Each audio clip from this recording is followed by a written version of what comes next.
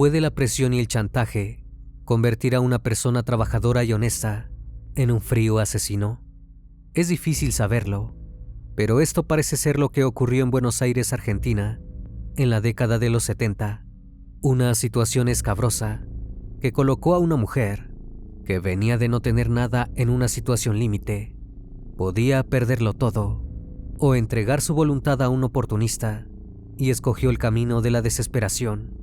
Pero eso no fue todo. El crimen de Emilia Basil fue uno de los más truculentos e inquietantes de su época, y la sangre fría con que ejecutó su venganza ha desconcertado a quienes la conocían y a quienes después estudiaron e investigaron su caso. En este informe reconstruiremos su vida y las razones que la llevaron a ser llamada la descuartizadora de San Cristóbal.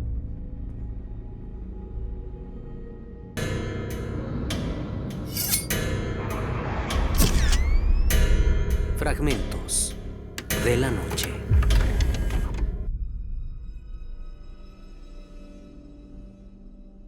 Emilia Basil nació en 1911 en el Líbano. Su familia estaba en una situación económica que iba de mala a desesperante, y el ambiente estaba cargado de violencia y conflictos. Durante su juventud, solo se ocupaba de sobrevivir, pasando de trabajos precarios a la pobreza más extrema. Fue así que, agotada y comprendiendo que no había ningún futuro posible en su lugar de nacimiento, en la década del 40 del siglo pasado, se embarcó en un carguero con destino al puerto de Buenos Aires, Argentina. No era mucho lo que dejaba atrás, y se encontró sola en un país desconocido, del que ni siquiera conocía el idioma. Traía con ella las pertenencias mínimas y una lista con nombres y direcciones de otros libaneses que ya vivían en la ciudad. Pero Emilia no quería saber nada con el Líbano y decidió que se las arreglaría por su cuenta. Nunca los contactó. Se instaló cerca del puerto, en una pensión muy modesta, propiedad de una mujer llamada Dora Ramos, una persona que sería crucial en su vida. Fue Dora quien le enseñó las primeras palabras en español y se encargó de que Emilia se incorporara poco a poco en una cultura completamente extraña para ella. Sin embargo, Emilia no era una persona emocional y tomó lo que Dora le daba, no solo el idioma, sino algunos pequeños trabajos que le permitían subsistir como simples herramientas para valerse por sí misma. Dora también la alentó a preparar comidas típicas de su país, que tuvieron éxito en la zona. Emilia tenía talento para la cocina. Cuando ya pudo hacerse entender, empezó a buscar trabajo fuera de la pensión y al fin fue contratada en un frigorífico, un empleo muy inusual para una mujer en la década del 40. El lugar estaba dominado por hombres, pero Emilia no era una mujer común. Sus años de supervivencia en el Líbano la habían convertido en alguien extraordinariamente fuerte, que no se echaba atrás ante ningún trabajo. Fue así como comenzó a destazar animales y a manipular reses. Tiempo después conoció en el frigorífico a su primer amante, un inmigrante español que estaba casado. Dora, al enterarse, le advirtió que relacionarse con un hombre casado solo podía traerle desgracias, pero Emilia no creía que pudiera aspirar a algo más. La familia y los hijos eran cosas que no le sucedían a mujeres rústicas y hoscas como ella. Esa rutina continuó durante 10 años. Siguió viviendo en la pensión de Dora y cocinando para después ir a cortar carne durante 9 horas. Todo podría haber seguido igual por siempre, pero alguien se cruzaría en su camino. Fue entonces que conoció a Felipe Coronel Rueda, un peruano 13 años menor que ella, en un bar de Constitución. Felipe era el encargado de compras de un restaurante céntrico y quedó fascinado por la habilidad y la fuerza de Emilia. A pesar de que ella no estaba del todo segura, el romance avanzó rápidamente. Algunos meses después se casaron y juntos decidieron abrir un restaurante al que llamaron Yamilé. Compraron a crédito una propiedad que pertenecía a José Petriela, otro inmigrante italiano de 60 años. José siguió viviendo en un cuarto que estaba al fondo del local. Acordaron que se quedaría allí hasta que la pareja terminara de pagar por la propiedad. Emilia y su esposo intentaron construir una vida estable en el barrio de San Cristóbal. Felipe, trabajador de fábrica, salía de casa cada madrugada, mientras Emilia se dedicaba al restaurante. La especialidad de la casa eran los guisos y empanadas árabes que salían de las manos de Emilia. En términos de clientela, el restaurante era un éxito. Había una clientela fija que asistía de manera regular, pero aún así, lo que recaudaba no era suficiente para saldar la deuda que tenían con Petriela en tiempo y forma, y el ambiente empezó a ponerse tenso. Sabiendo que la pareja estaba en una situación comprometida, Petriela dejó salir lo peor de sí. Desde hacía tiempo, se había fijado en Emilia y decidió que era el momento adecuado para avanzar. Consideró que ella estaba acorralada y que no tendría más remedio que aceptar sus insinuaciones, tarde o temprano. Emilia toleró el acoso con resignación, pero se las arreglaba para mantener a Petriela a distancia. Aunque el chantaje se intensificó y Emilia terminó por ceder, fueron 2 meses de encuentros forzados que la mujer toleraba a duras penas, alimentando un rencor cada vez más virulento.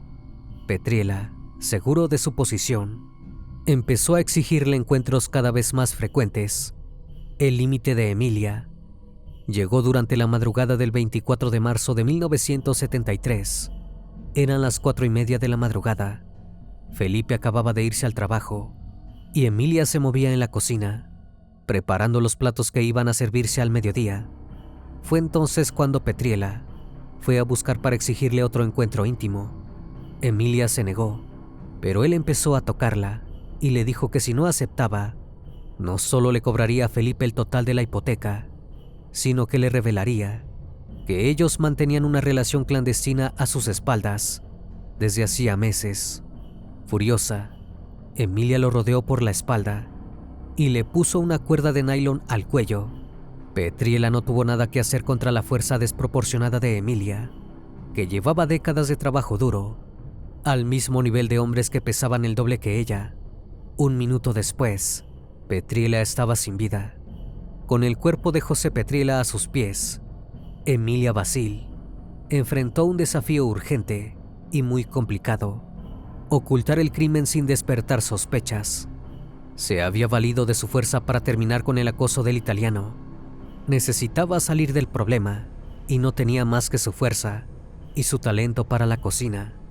Emilia arrastró el cuerpo de Petriela hasta el fondo de la cocina del restaurante, lo ocultó dentro de un contenedor y lo cubrió con una tela de arpillera y frutas. Durante el resto del día, continuó atendiendo a los clientes como si nada hubiera pasado, sirviendo los guisos y empanadas a los clientes a medida que llegaban. Nadie notó nada extraño, pero ya había trazado un plan. Durante las madrugadas siguientes, cuando su marido dormía, Emilia se puso manos a la obra en una siniestra tarea. Usando los mismos cuchillos que usaba cada día en su trabajo, comenzó a seccionar el cuerpo de José Petriela. La experiencia de años cortando carne en el frigorífico le permitió manejar cada paso con un método preciso y escalofriante.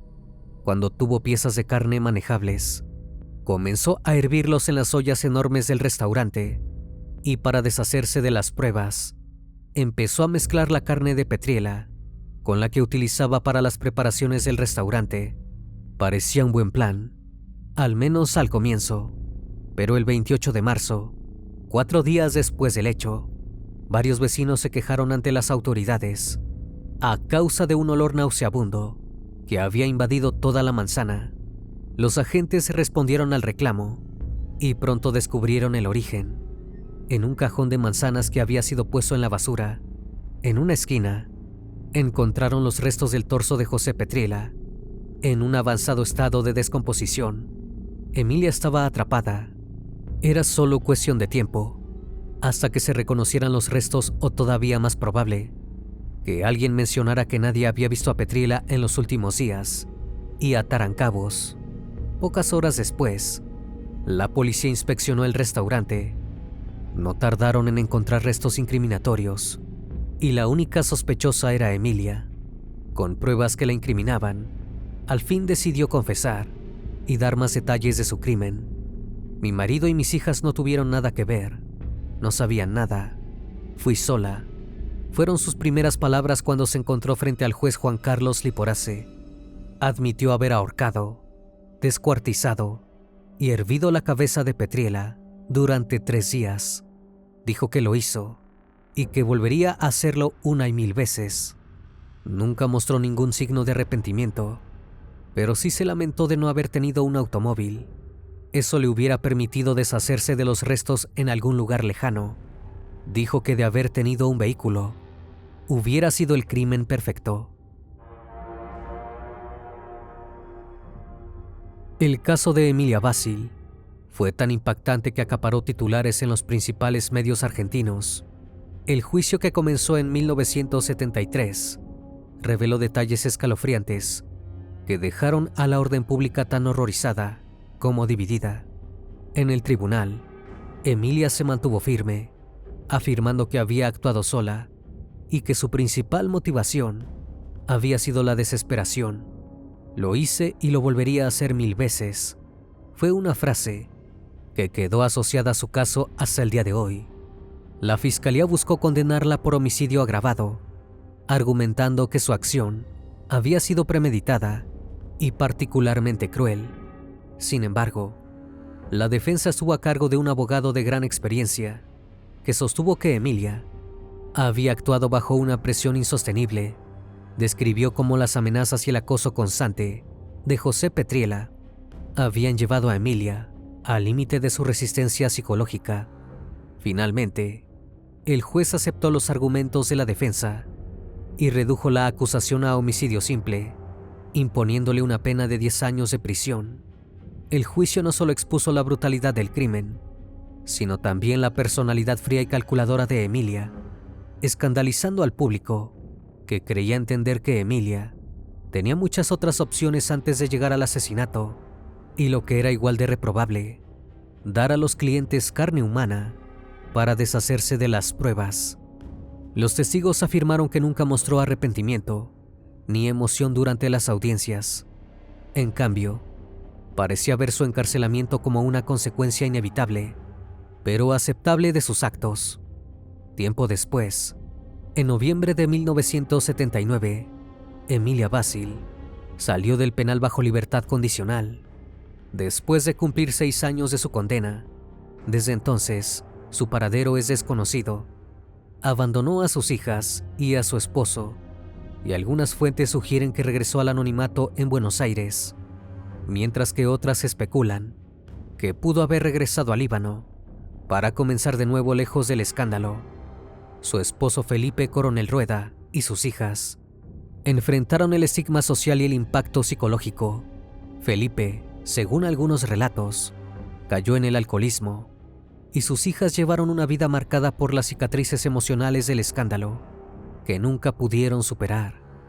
El caso de Emilia Basil es uno de los más famosos de la historia criminal argentina. Su nombre, curiosamente, se asocia con una paradoja. Su figura es a la vez la de una mujer desesperada por conservar el patrimonio de su familia y evitar que sus hijas cayeran en una realidad de necesidad y pobreza como la que ella vivió, pero también la de una asesina fría y calculadora, capaz de mantener la calma en circunstancias sangrientas y estar dispuesta a todo por salir impune. En último caso, Emilia Basil siempre fue un misterio imposible de comprender. Quizás su mente fue llevada al límite por las circunstancias, o quizás tenía en ella el germen del asesinato desde mucho antes, y José Petriela simplemente se metió con la mujer equivocada. Los fragmentos de la vida de Emilia Basil forman un relato tan impactante como difícil de comprender. Su nombre sigue siendo sinónimo de una mujer que desafió las normas, no por rebeldía, sino por necesidad. Sus actos, incomprensibles y aterradores, revelan las profundidades de una mente llevada al límite por las circunstancias. Espero que esta historia haya sido de tu agrado. Como cada noche, agradezco que estén aquí, disfrutando una historia o una leyenda más de este canal, que cordialmente les abre las puertas para que se suscriban y formen parte de esta gran comunidad. Esto es Fragmentos de la noche, donde despertamos tus peores miedos. Dulces sueños.